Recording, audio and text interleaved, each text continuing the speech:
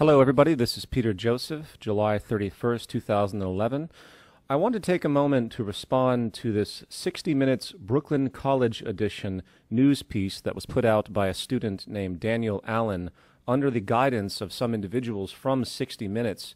And I really enjoyed this piece, I have to be honest, because it really does represent the kind of expectation we should have when any major media, meaning Western dominant media, will attempt to talk about Zeitgeist and the Zeitgeist movement. The very first thing to point out is the explicit non-separation of the Zeitgeist film series from the Zeitgeist movement itself. And the fun thing is that the author of the work actually knows the difference, but chose to take the more commercial route, meaning the more mainstream avenue, which utilizes sensationalism to capture its audience. Let's remember that 60 Minutes, Fox News, these are entertainment venues, and they also have an agenda to push with a very fundamental association to society, traditional culture. And as this piece went on, I was amazed how it contradicted itself in a certain strategy, so it would enable itself to take both my movie and analyze it, and also the movement and analyze it, while unfortunately still meshing the two together, confusing the audience most thoroughly. I also wanted to take this opportunity to quickly address a lot of the common assumptions of this work, which I usually don't have time to address because of how minor they really are in my mind. But because the issue of religion, because the issue of the Jared Loughner incident and other things keep arising, usually with those that have an axe to grind, you can rest assured that those controversial notions will be hit against us in the mainstream if they ever choose to pay attention to us. So I'm going to take this opportunity to also quickly address those issues as well. Let's begin. Zeitgeist. It's a word you may have heard before. Its origins are German, and if you've ever used it in a sentence, you know it refers to the spirit of the age. What you may not know is that it's also the name of a worldwide social movement, spawned from a trilogy of documentary films released on the internet. The goal of the movement is to live in a world without money, and to use technology to provide for basic human needs. While their membership is explicitly nonviolent, some of their ideas in their movies might make you uncomfortable. The initial introduction was perfectly acceptable overall, but then he immediately jumps into the fallacy of my film association to their movies, meaning that these films represent the Zeitgeist movement, not acknowledging that the two films of the current three existed before the movement was ever in operation. One claims that Jesus never really existed and that 9/11 was an inside job. While they admit they don't have all the answers, they're always trying to spread the word, to see if they can seduce you into becoming a member of the Zeitgeist movement. And we're off with a completely erroneous definition of what the Zeitgeist movement represents, which has nothing to do with religion and nothing to do with 9/11. Anybody with the diligent sense of research could go to the FAQ of the zeitgeistmovement.com and see the obvious disassociation with my films to the movement. They can even go to the Zeitgeist Movies film series, my film series website, and see the complete disassociation. You could also review every moment and every sentence of all the materials ever put out via lecture and video to see that absolutely no reference is ever made to 9/11 or comparative religion. If one was to search YouTube for all of our videos, which has about 11,000 returns, those produced by our members never reference comparative religion or 9/11. So while religion in and of itself is something that we speak about in our orientation guide regarding functional spirituality, it has nothing to do with the subjects described in Zeitgeist the Movie Part 1.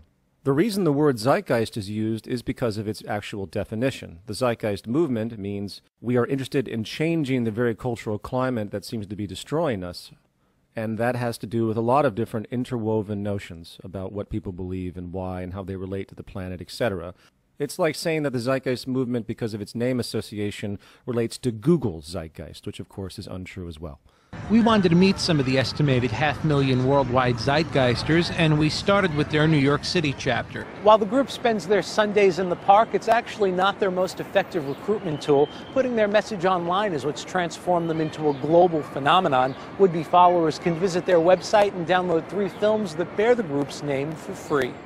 And it is here where the editorial officially divides as it begins a full treatment on my first film, which again has nothing to do with the Zeitgeist movement. My film was produced in mid-2007, and the movement, of course, didn't materialize until very late 2008 and early 2009 after the release of Zeitgeist Addendum. The films are the work of Peter Joseph. The musician and filmmaker debuted a performance art piece in Brooklyn in 2007. Some of the video projections that played behind him form the basis of the first film, a self-financed documentary he called Zeitgeist the Movie.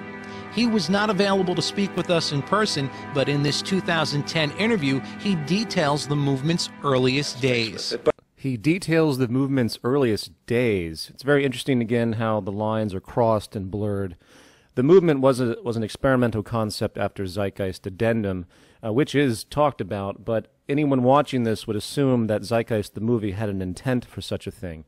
Not in a million years when I produced that production did I ever think or even want to begin any type of social reaction to what was happening in the world based on what was displayed in Zeitgeist the movie. In fact, it wasn't even supposed to be a movie. It was just a rather cathartic expression of myself, which I expected to go nowhere.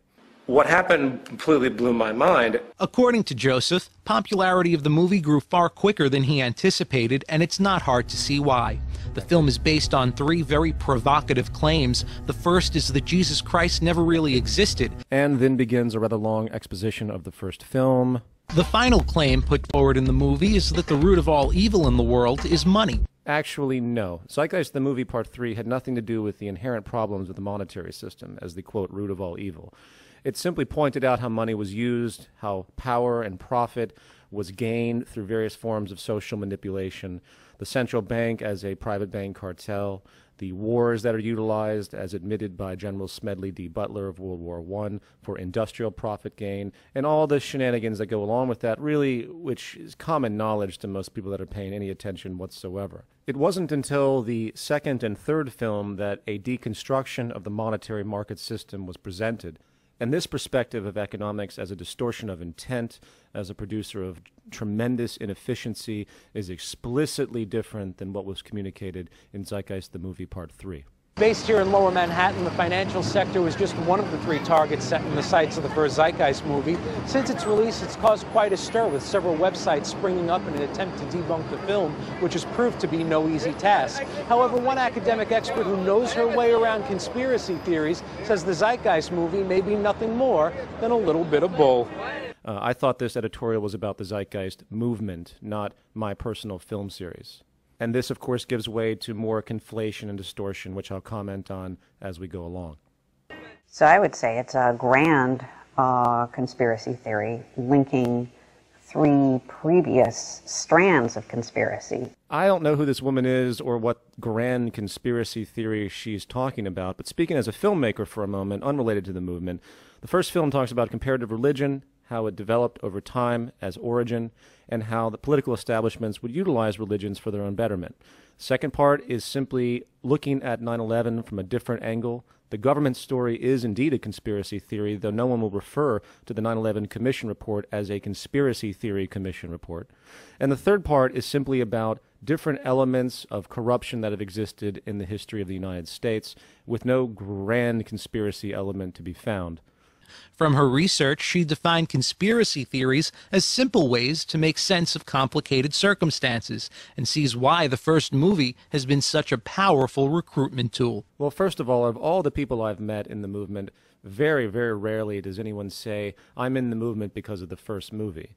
They might say they learned about the film series initially through the first movie, which led to Zeitgeist Addendum, and then they became more informed and motivated to try and see some fundamental social change to assist in our progress.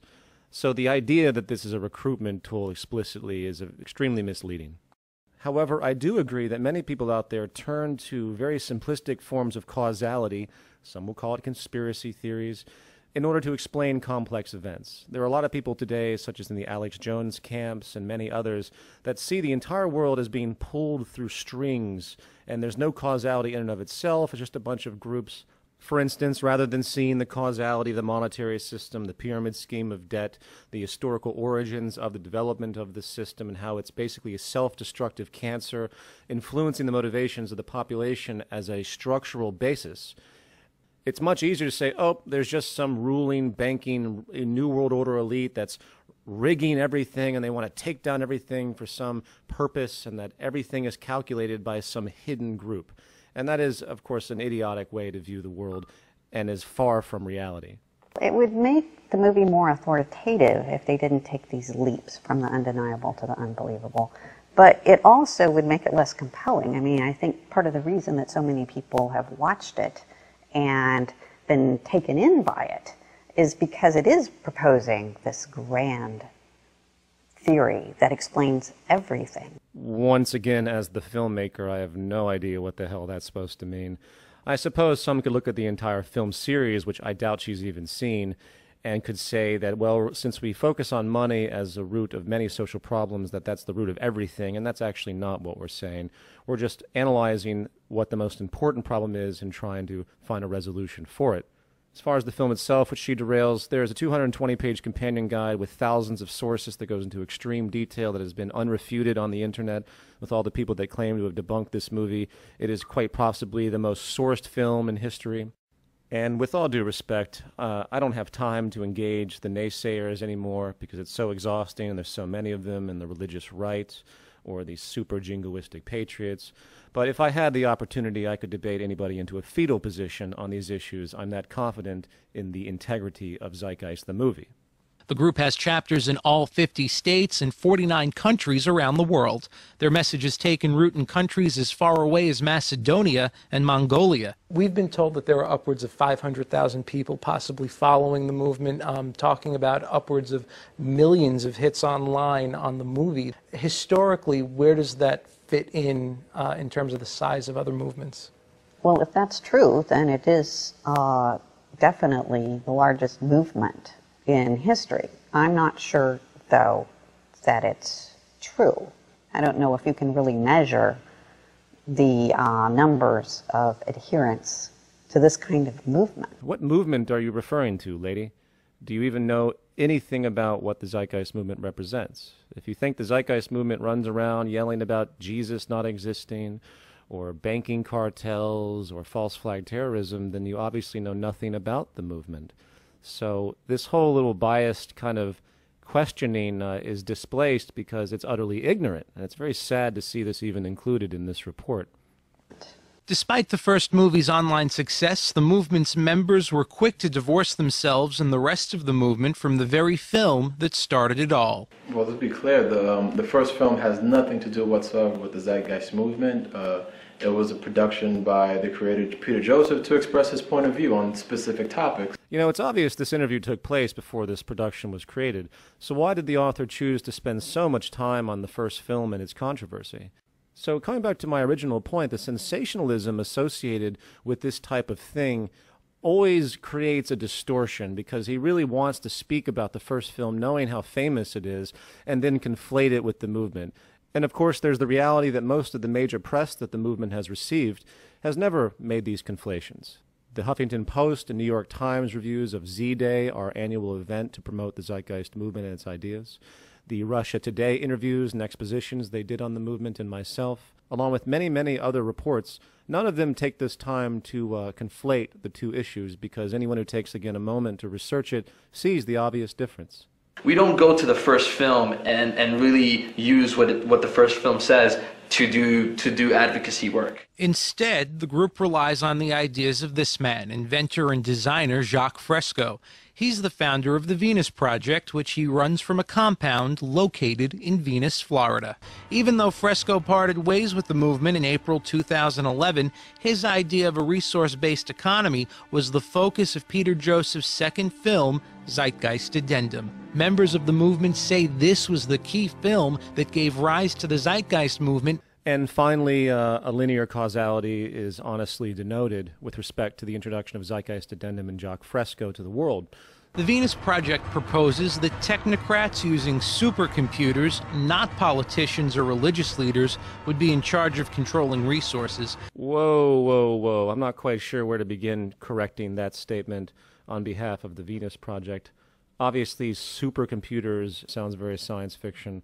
The application of technology to social management is what the Venus Project advocates in part, and is also what the Zeitgeist movement, even though we're not specific to the Venus Project anymore, the train of thought is still there about what we're doing, how evolution has worked, what we've learned, and how we can apply what we've learned, and what we see is the monetary system as a barrier.